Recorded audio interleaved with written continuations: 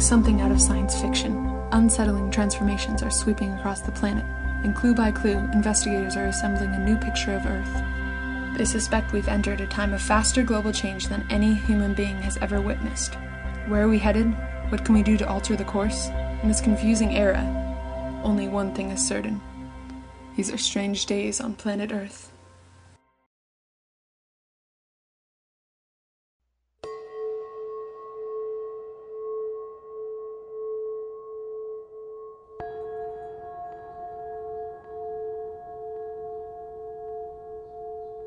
These are strange days, but you might not know it if your world stopped here. One of the most devastating humanitarian crises is happening right now.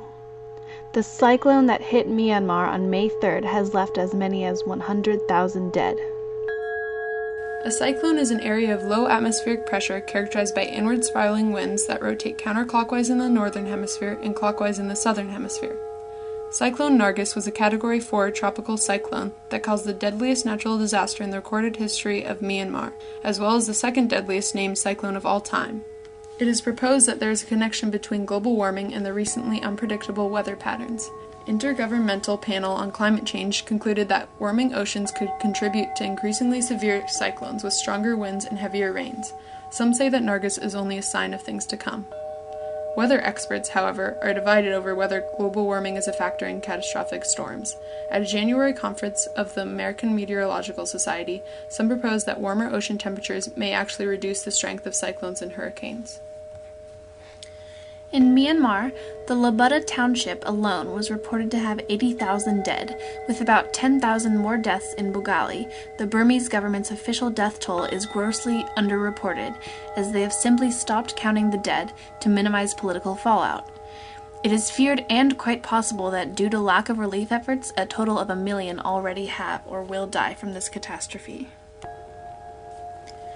Relief efforts were slowed for political reasons as Burma's military rulers initially resisted aid. Its military junta said that the country is not ready to accept foreign aid workers, amid mounting criticism and outrage of its response to the devastating cyclone. Burma's ruling party finally accepted aid a few days after India's request was accepted. Further hampering the relief effort was the unfortunate fact that only 10 days after the cyclone nearby, central China was hit by a massive earthquake.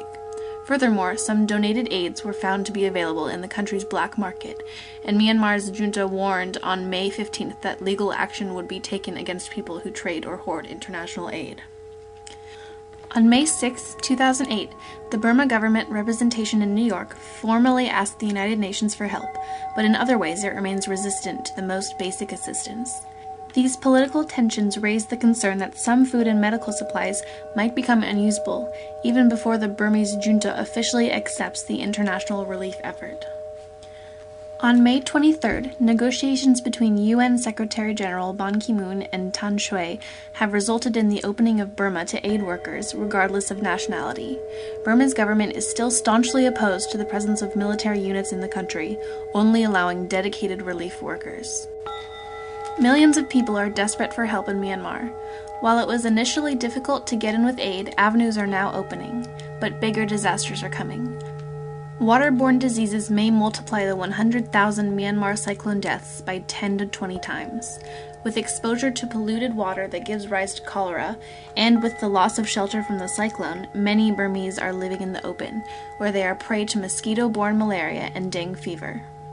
In addition, huge areas of rice paddies have been inundated with seawater, destroying this year's rice crop, which will take years to restore. Some human and animal bodies remain floating in river water used by Burmese for their daily needs.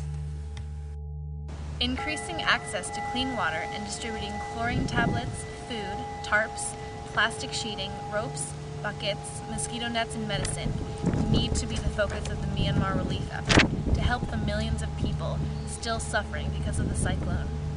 In a world full of unpredictable catastrophes, one thing is clear: these are strange days on planet Earth.